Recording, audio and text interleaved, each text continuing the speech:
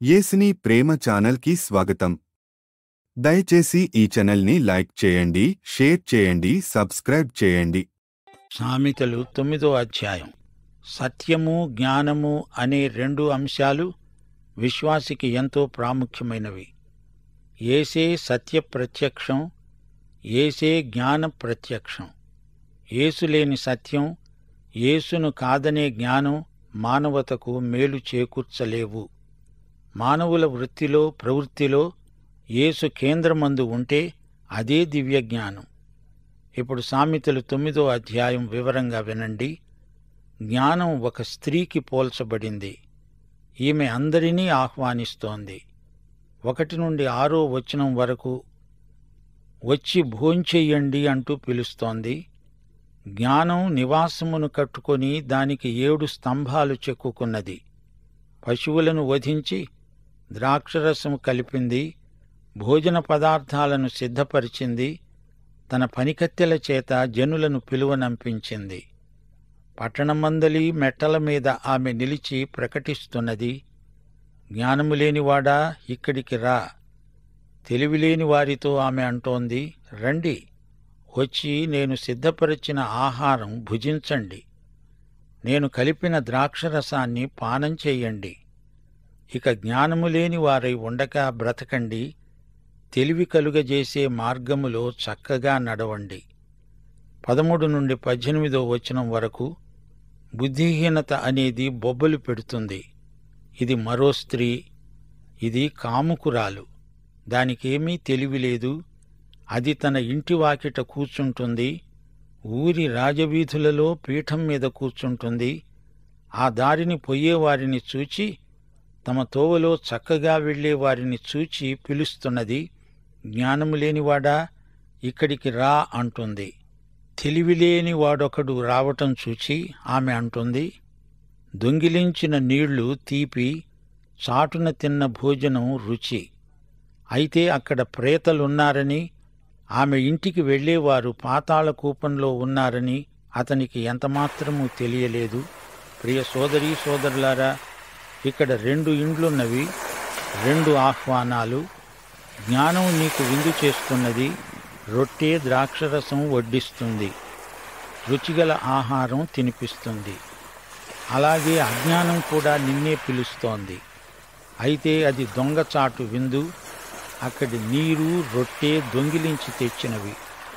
జ్ఞానం నీకు జీవమును వాగ్దానం చేస్తోంది, కాని అజ్ఞాన గృహంలో నీవు తినే తిండి మరణానికి నరకానికి నిన్ను నడిపిస్తుంది. నీవు ఏ విందుకు వెళ్తావు, ఏ ఇంటిలో భోంచేస్తావు, నీ తీర్మానమేమిటి అని దేవుడు నిన్ను నిలదీసి అడుగుతున్నాడు. ఇక 2వ పిలుపు 7 నుండి 9వ వచనం వరకు. రండి, వచ్చి నేర్చుకోండి. అపహాసకులకు బుద్ధి చెప్పేవాడు తనకే నింద తెచ్చుకుంటాడు. భక్తిహీనులను గద్దించేవానికి అవమానమే కలుగుతుంది. అపహాసకుణ్ణి గద్దించవద్దు, గద్దించిన ఎడల వాడు నిన్ను ద్వేషిస్తాడు. జ్ఞానము గలవాణ్ణి గద్దించగా అతడు నిన్ను ప్రేమిస్తాడు. జ్ఞానము గలవానికి ఉపదేశము చేయగా వాడు మరింత జ్ఞానము నొందుతాడు. నీతిగలవానికి బోధ చేయగా వాడు జ్ఞానాభివృద్ధి నొందుతాడు. అపహాసకులు తమకే అంతా తెలుసు అని విర్రవీగుతారు. వారికి ఎవ్వరూ ఏదీ నేర్పలేరు. జ్ఞానము గలవాడు గద్దింపును కృతజ్ఞతాపూర్వకంగా స్వీకరిస్తాడు. ఎవరైనా నిన్ను విమర్శిస్తూ ఉంటే దాని గురించి కంగారు పడకూడదు. కీర్తనలు 141 5వ వచనం. నీతిమంతులు నన్ను కొట్టడం నాకు ఉపకారం, వారు నన్ను గద్దించడం నాకు తైలాభిషేకం. నేను అట్టి అభిషేకమును త్రోసివేయకుందునుగాక. వారి దుష్టక్రియలను చూచి కూడా నేను తప్పక ప్రార్థన చేస్తాను. 10 నుండి 12వ వచనం వరకు 3వ పిలుపు, రండి, జీవించండి. యెహోవాయందు భయభక్తులు కలిగి ఉండడమే జ్ఞానానికి మూలం. పరిశుద్ధ దేవుని గూర్చిన తెలివే వివేచనకు ఆధారం. నా వలన నీకు దీర్ఘాయువు కలుగుతుంది, నీవు జీవించే సంవత్సరాలు అధికములవుతాయి. నీవు జ్ఞానివైన ఎడల నీ జ్ఞానము నీకే లాభకరమవుతుంది. నీవు అపహసించిన ఎడల దానిని నీవే భరించాలి. దేవుడిచ్చే జ్ఞానం వల్ల ఆయురారోగ్యములు వృద్ధి అవుతాయి. దురభ్యాసాల వల్ల, దుర్వ్యసనాల మూలంగా శరీరారోగ్యం పాడవుతుంది, ఆరోగ్యం క్షీణిస్తుంది. పాపం మానవుని జీవితకాలాన్ని హరించివేస్తుంది. పాపము వల్ల వచ్చే జీతం మరణం. దేవుని జ్ఞానాన్ని అనుసరించి జీవిస్తే దీర్ఘాయుష్షు ప్రాప్తిస్తుంది. దేవునికి విధేయులైన వారికి సమృద్ధి జీవం, అనేక సంవత్సరాల నిండు జీవితం దేవుడు అనుగ్రహిస్తాడు. ఇది దేవుని వాగ్దానం. మరో మాట, ఇతరుల విమర్శకు నీలో కలిగే స్పందనను బట్టి నీ జీవితం నాణ్యత రుజువవుతుంది. అపహాసకుడు గద్దింపునకు లోబడడు. సామెతలు 13వ అధ్యాయం 1వ వచనం, సామెతలు 27వ అధ్యాయం 5వ వచనం. లోలోపల ప్రేమించే కంటే బహిరంగంగా గద్దించటం మేలు. సామెతలు 25వ అధ్యాయం 12వ వచనం ప్రకారం బంగారు కర్ణభూషణం ఎలాంటిదో, అపరంజి ఆభరణం ఎలాంటిదో వినేవాని చెవికి జ్ఞానము గల ఉపదేశకుడు అలాంటివాడే. సామెతలు 19వ అధ్యాయం 25వ వచనం. అపహాసకులు దండింపబడగా చూచి జ్ఞానము లేనివారు జ్ఞానము నొందుతారు. వివేకులను గద్దించిన ఎడల వారు జ్ఞానవృద్ధి నొందుతారు. నిజంగా సామెతల గ్రంథం మనకు గొప్ప జ్ఞానోపదేశం. సామెతలు 27వ అధ్యాయం 6వ వచనం. మేలును కోరి స్నేహితుడు గాయాలు చేస్తాడు, పగవాడు లెక్కలేని ముద్దులు పెడతాడు. జ్ఞానగృహంలోకి యువకుడు ప్రవేశిస్తున్నాడు. ఈ విద్యాలయానికి 7 స్తంభాలున్నాయి. 7 సంపూర్ణతను చూపే అంకె.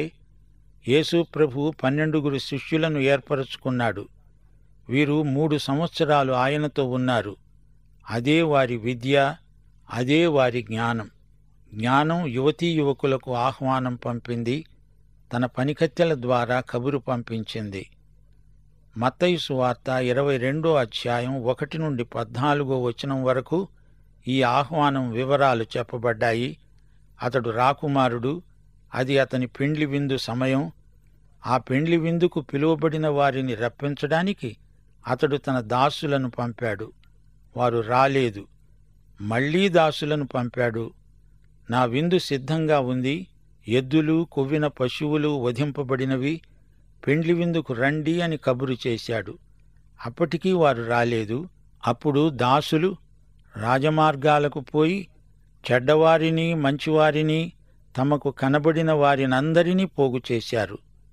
విందుకు వచ్చిన వారితో పెండ్లిశాల నిండింది. 2 కొరింథీ 5వ అధ్యాయం 20వ వచనంలో అపొస్తలుడైన పౌలు అన్నాడు, దేవుడు మా ద్వారా వేడుకొనినట్లు మేము క్రీస్తుకు రాయబారులమై దేవునితో సమాధానపడండి అని క్రీస్తు పక్షముగా మిమ్ములను బతిమాలుకుంటున్నాము. ఈ రోజుల్లో భూదిగంతాల వరకు ఈ పిలుపు వెళ్ళిపోతోంది. రండి, ఈ జ్ఞాన విద్యాలయానికి రండి. ప్రభువైన యేసుక్రీస్తు దగ్గరికి రండి, రక్షించబడండి, ధన్యులు కండి. ఈ పిలుపును అందరూ వింటారా అంటే వినరు. పందుల ముందు ముత్యాలను పోసినట్లే అవుతుంది. దేవుని వాక్యం వింటున్న కొద్దీ దేవుని జ్ఞానం మనకు ప్రత్యక్షమవుతుంది. మన అజ్ఞానం కూడా బయటపడుతుంది. అపహాసకులకు దేవుని వాక్యమందు అభిరుచి ఉండదు. వాక్యాన్ని పెడచెవిని పెడతారు. యెహోవాయందలి భయభక్తులే జ్ఞానానికి మూలం.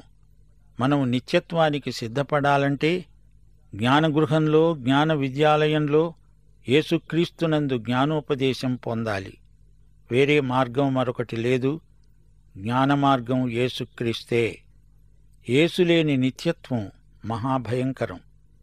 ఈ అధ్యాయంలోని 2వ గృహం సైతాను విశ్వవిద్యాలయం. అందులో అవిశ్వాస పట్టభద్రులు తయారవుతారు. ఎందరెందరో ఈ విద్యాలయంలోకి వచ్చి చేరుతున్నారు. వారి నిత్య భవిష్యత్తు గాఢాంధకారం, వారి బతుకు విషాదాంతం. యువదశలో విచ్చలవిడిగా తిరిగి వృద్ధాప్యంలో ఆత్మహత్యకు పూనుకున్న దౌర్భాగ్యులు నరకంలో ఉంటారు. అజ్ఞానం, మూర్ఘత్వం ఒక కళాశాలను నడుపుతున్నాయి. దానికి సైతానే నిర్వాహకుడు. యువతీ యువకులారా, జాగ్రత్త, మెళుకువగా ఉండండి. అది పాతాళం. ప్రేతల స్థలం, షియోల్, నిత్యయాతనా నిలయం. ప్రియ సోదరీ సోదరులారా, నరకమంటే ఏమిటనుకుంటున్నారు? నరకాగ్ని మనుష్యులకు ఉద్దేశించినది కాదు. మనుషులందరూ పాపులు, నరకపాత్రులు, నిజమే. పాపికి నిత్యమరణమే తగిన శిక్ష. అయితే ఈ స్థితి నుండి దేవుడు మనుషులను తప్పించడానికి తన కుమారుణ్ణి శిలువ మరణానికి మనకు బదులుగా అప్పగించాడు. దేవుడు ఈ శుభవార్తను సర్వత్రా ప్రకటిస్తున్నాడు. ఇప్పుడేం చేయాలో మనకు తెలుసు.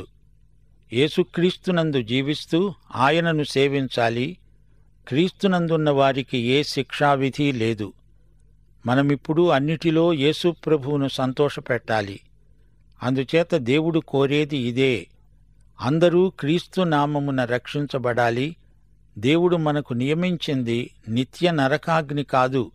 మన కోసం నిత్య జీవం, పరలోకం సిద్ధం చేయబడి ఉన్నాయి.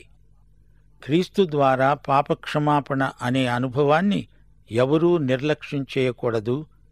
దేవుణ్ణి మెప్పించే బ్రతుకు, ఆయనను సంతోషపెట్టే జీవిత విధానం మనకు కావాలి. సైతానుకు అనుకూలమైన బ్రతుకు సైతానుతో సంయుక్తమైపోతుంది. జాగ్రత్త. దేవుని వాక్య సత్యాన్ని అనుసరించి బ్రతికిన వాడే జ్ఞాని. దేవుడెవరినీ నరకంలో బలవంతాన పడనెట్టడు. మానవుడు తనకు తానే కావాలని అందులో పడిపోతాడు. మత్తయి శుభవార్త 25వ అధ్యాయం 31 నుండి 46 వచనం వరకు మీరు వినలేదా? యేసు మరల రాబోతున్నాడు. ఆయన తన మహిమ సింహాసనముపై ఆసీనుడై ఉంటాడు. సమస్త జనములు ఆయన ఎదుట పోగు చేయబడతారు. కాపరి మేకలలో నుండి గొర్రెలను వేరు చేస్తాడు. కుడివైపు గొర్రెలను, ఎడమవైపు మేకలను నిలువబెడతాడు. కుడివైపున ఉన్నవారిని చూచి ఆయన అంటాడు, నా పాదము నిన్ను అభ్యంతరపరచిన ఎడల దాన్ని నరికివెయ్యి. 2 పాదాలు కలిగి నరకములో పడవేయబడటం కంటే కుంటివాడివై నిత్య జీవంలో ప్రవేశించటం మేలు. నీ కన్ను నిన్ను అభ్యంతరపరచిన ఎడల దానిని తీసి పారవేయి. 2 కన్నులు కలిగి నరకములో పడవేయబడటం కంటే ఒంటి కన్ను గలవాడివై దేవుని రాజ్యములో ప్రవేశించటం మేలు. నరకంలో వారి పురుగు చావదు, అగ్ని ఆరదు. వింటున్నారా సోదరుడా, సోదరి? నరకములో పడడం ఎంత ఘోరమైన విషాదమో ఊహించగలరా? లూకాసు వార్త 16వ అధ్యాయం 19 నుండి 30వ వచనం వరకు నరకము యొక్క భయానక దృశ్యాన్ని ప్రభువు మనకు చూపించాడు. ధనవంతుడు నరకంలో పడిపోయాడు. లాజరు పరలోకానికి ఎక్కిపోయాడు. ధనవంతుడు నరకానికి వెళ్లడానికి కారణం అతడు ధనికుడై ఉండటం కాదు. అతనికి ధనమే దేవుడైనందున అతడు నరకంలో పడిపోయాడు. అబ్రహాము ధనికుడే, అయినా అతడు పరదైసులో ఉన్నాడు కదా. ధనంతో, అనగా ధనాన్ని సద్వినియోగపరచి అనేకులను పరలోకానికి పంపగలం, లేదా దాని మూలంగా ప్రజలు నరకంలో పడిపోగలరు కూడా. ప్రియ సోదరీ సోదరులారా, ఈ అధ్యాయంలోని 2 స్త్రీలను చూచారు గదా. జ్ఞానం మొదటి స్త్రీ పేరు, అజ్ఞానం రెండో స్త్రీ పేరు. వీరిద్దరి విధానాలు పరస్పర వ్యతిరేకమైనవి. వీరిద్దరూ విందు సిద్ధం చేసి రమ్మని అనేకులను పిలిచారు. జ్ఞానం బాధ్యత నెరిగిన మంచి స్త్రీ, అజ్ఞానం తన దగ్గరికి వచ్చిన వారికి దొంగ తిండి తినిపిస్తుంది. జ్ఞానం నీ మనసుతో మాట్లాడుతుంది, అజ్ఞానం శరీరాశలను రెచ్చగొడుతుంది. శరీర భోగాలు క్షణికమైనవి, జ్ఞానం వల్ల కలిగే తృప్తి నిత్యత్వపు పరిమాణం కలది. జ్ఞానపాఠశాల భవనానికి 7 స్తంభాలున్నాయి. అనగా జ్ఞానం సంపూర్ణమైనది, సమగ్రమైనది. జ్ఞానాన్వేషణ అంటే దైవాన్వేషణే. లూకాసు వార్త 14వ అధ్యాయం 15 నుండి 24వ వచనం వరకు యేసు ప్రభువు ఒక విందును గురించిన ఉపమానం బోధించాడు. విందుకు రమ్మంటే 3 రకాల సాకులు చెప్పసాగారు. ఒకడు పొలం కొనుక్కున్నాను రాలేను అంటే, మరొకడేమో 5 జతల ఎడ్లు కొన్నాను రాలేను అన్నాడు. 3వ వాడు నేనొక స్త్రీని వివాహం చేసుకున్నాను రాలేను అన్నాడు. కొందరు వస్తారు, కొందరు రారు. వారు వచ్చినా రాకపోయినా మనం ప్రతి ఒక్కరినీ ఈ విందుకు పిలవాల్సిందే. విమర్శలను గురించి ఆందోళన చెందకూడదు. విమర్శకుల ద్వారా దేవుడు నీతో మాట్లాడుతున్నాడేమో. ప్రియ సోదరీ సోదరులారా, వింటున్నారా? పాపంలో దురాకర్షణ శక్తి ఉంది. మూర్ఘత్వమనే దొంగతిండి తినడానికి అవివేకులెందరో తయారవుతున్నారు. మోసపోవద్దు. పాపుల మార్గమెంతో ప్రమాదకరమైనది. నిషిద్ధ ఫలంలో ఉన్న రుచి తరువాత నరకాన్ని రుచి చూపిస్తుంది. కొంచెం పస్తాయించి చూడాలి. ఈ పండు తినే రోజున్నే నీవు నిశ్చయముగా చస్తావు అన్నాడు దేవుడు. సోదరుడా, సోదరి, రండి. 7 స్తంభాలపై కట్టిన ఈ జ్ఞానభవనంలోకి రండి. దేవుని బల్లలో పాలు పొందండి. రొట్టె, ద్రాక్షరసం పుచ్చుకోండి అని జ్ఞానం పిలుస్తోంది. ఇది విశ్వాసులకు దేవుడు అనుగ్రహించిన ప్రభుభోజన సంస్కారాన్ని సూచిస్తున్నది. లోకంలో ప్రజలు పితృపారంపర్యమైన అజ్ఞాన దశలో ఉన్నారు. వారిని ఈ రోజున తన వద్దకు రమ్మని ప్రేమతో ఆహ్వానిస్తున్నాడు. వచ్చిన వారు జ్ఞానులవుతారు. దేవుని జ్ఞానమై ఉన్న క్రీస్తును అంగీకరించిన వారికి శాశ్వతమైన ఆధ్యాత్మిక జీవం ప్రాప్తిస్తుంది. మరోసారి ఇదే సత్యాన్ని మీకు జ్ఞాపకం చేయగోరుతాము. మందలింపును స్వీకరించే సహనం దేవుని బిడ్డలకు ఉండాలి. ఈ మందలింపు విశ్వాసి యొక్క దిద్దుబాటుకు ఎంతో ఉపకరిస్తుంది. అజ్ఞాని అయిన అపహాసకునికి ఈ గ్రహింపు ఉండదు. దేవుణ్ణి అనుభవపూర్వకంగా, వ్యక్తిగతంగా ఎరిగి ఉండడమే ఈ అధ్యాయంలో ప్రతిపాదించబడిన జ్ఞానం. పరిహాసకులను దేవుని జ్ఞానం పరిహసిస్తుంది. అయితే అజ్ఞానం ఆడంబరాన్ని ప్రదర్శిస్తుంది, అట్టహాసం చేస్తుంది. గలతీ పత్రిక 6వ అధ్యాయం 7వ వచనం, మోసపోకండి, దేవుడు వెక్కిరించబడడు. మనుష్యుడు ఏది విత్తుతాడో ఆ పంటనే కోస్తాడు. మీకు జ్ఞాపకముందా? బాప్తిస్మకుడైన యోహాను హెరోదును ధైర్యంగా గద్దించాడు. అందుకు రాజు యోహానును చెరసాలలో వేయించాడు. ఆ తరువాత అతని తల కొట్టించాడు. పాపాన్ని ఖండించినందుకు అతనికి శిరచ్ఛేదమైంది. అలాగే యోసేపును అతని సోదరులు ద్వేషించారు, హింసించారు. అయినా యోసేపు ఏమాత్రమూ పాపముతో రాజీపడినవాడు కాడు. ప్రియ సోదరీ సోదరులారా, మత్తయి సువార్త 10వ అధ్యాయం 16వ వచనం మరచిపోకండి. ప్రభు అన్నాడు, ఇదిగో తోడేళ్ల మధ్యకు గొర్రెలను పంపినట్లు మిమ్ములను పంపుతున్నాను. గనుక పాముల వలె వివేకులు, పావురముల వలె నిష్కపటులు అయి ఉండండి. సోదరుడా, సోదరి, దేవుని బిడ్డలమైన మనము దేవుని సత్యాలు నేర్చుకుంటూ ఉంటేనే కాని ఎదగము. ఈ రెండూ దేవుని బిడ్డల జీవితంలో ఎల్లప్పుడూ కొనసాగుతూ ఉండాల్సిందే. ఎదగడంలో అనేకమైన కఠిన సత్యాలు నేర్చుకోవలసి వస్తుంది. ఎన్ని అరిష్టాలు వచ్చినా జ్ఞానము కలిగి వెనుకంజ వెయ్యకుండా ముందుకు సాగిపోవడమే జ్ఞాని లక్షణం. దైవాశీస్సులు.